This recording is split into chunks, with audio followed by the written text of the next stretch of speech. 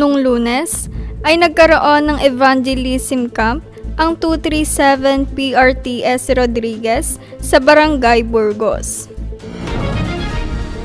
Hawak ang salita ng Diyos. Sa linggong ito ay maayos na natapos ang 237 PRTS at Evangelism School Ministry sa Mindanao. Ang mensaheng ipinahayag mula sa ating pulpit nung nakaraang linggo ay recreate yourself through the Word mula sa Genesis chapter 1 verse 2 at Hebrew chapter 4 verse 12 hanggang 13. Magandang araw! Narito ang OLMC News. Hawak ang mensahe mula sa ating pulpit message nung nakaraang linggo ay nagkaroon ang 237 PRTS Rodriguez ng Evangelism Camp. Nung nakaraang buwan, sila ay nakapag-camp sa Barangay San Jose. At para naman sa buwang ito, ay binisita ng 237 PRTS Rodriguez ang field ng Barangay Burgos at sila ay nanalangin para doon hawak ang salita ng Diyos. Nawa, sa pamamagitan nito, ay tunay na ma-erase ang bartisan ng Diyos na wawasak sa kultura ni Satanas sa 11 barangay ng Rodriguez. Hawak ang salita ng Diyos. Sa linggong ito ay maayos na natapos ang 237 PRTS at Evangelism School Ministry sa Mindanao. Sa unang araw ng ministry, Lunes, ay Evangelism School kung saan ibinahagi ni Senior Pastor Choi ang salita ng Diyos sa simbahan ni Pastor Lia sa Kabakan. Kinabukasan ng Martes ng umaga, sa pamamagitan ng pagsamba ay nagbigay rin ng papuri sa Panginoon at nagkaroon ng Evangelism School sa Matalam sa simbahan ni Pastor Fe. Nagkaroon ng pagsamba sa Rangayen sa bahay ni Pastor Portia kung saan ipinahayag ni Assistant Pastor Mary Joanne ang mensahe na nakasentro sa ating pulpit message nung nakaraang linggo. Nung araw naman ng Miyerkules ay 237 PRTS sa Midsayap kung saan ibinahagi ang mensahe ng 777.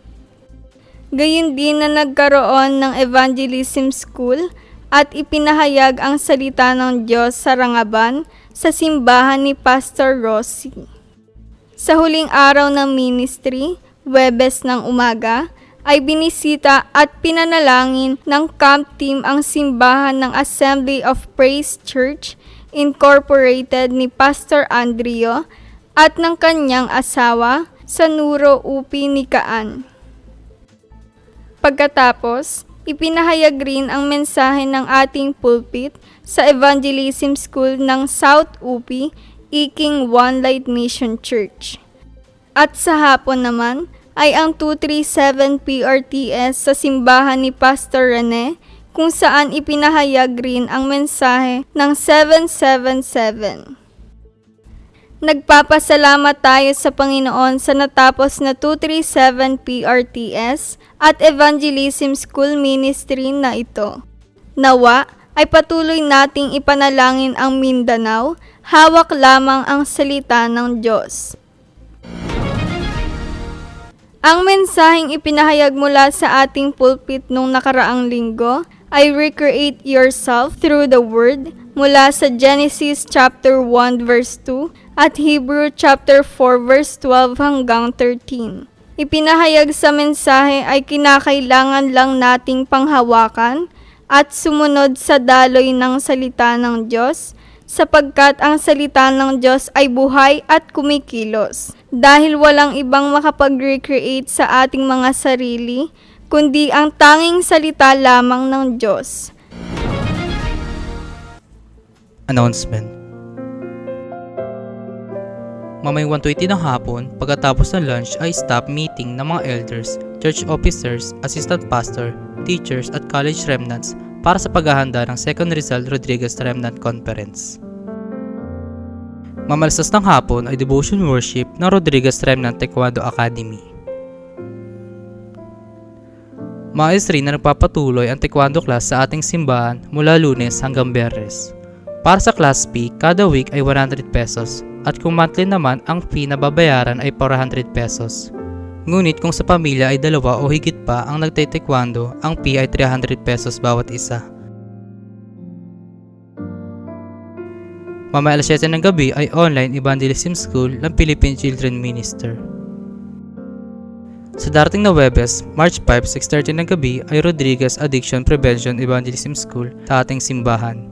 At ang guest speaker para rito ay si Reverend Kim Song-ryung ng Pohang Unsong Church. Sa susunod na linggo, mula March 10, Martes hanggang March 13, Webes ay Regional Church Ministry sa Lanyera at Santiago. Ang 237 PRTS Graduation and Moving Up Ceremony ng Rodriguez ay March 23. Sa March 25 ay sa Midsayap at sa March 26 naman ay sa South UP. Sa susunod na buwan, April 1 hanggang April 4 ay ang Second Rizal Rodriguez Remnant Conference. At sa April 5 ay Easter Sunday Baptism at Communion Worship Service. Nawa, sa linggong ito ay tunay na ma-recreate natin ang ating mga sarili sa loob ng salita. At dito nagtatapos ang OLMC News. Maraming salamat.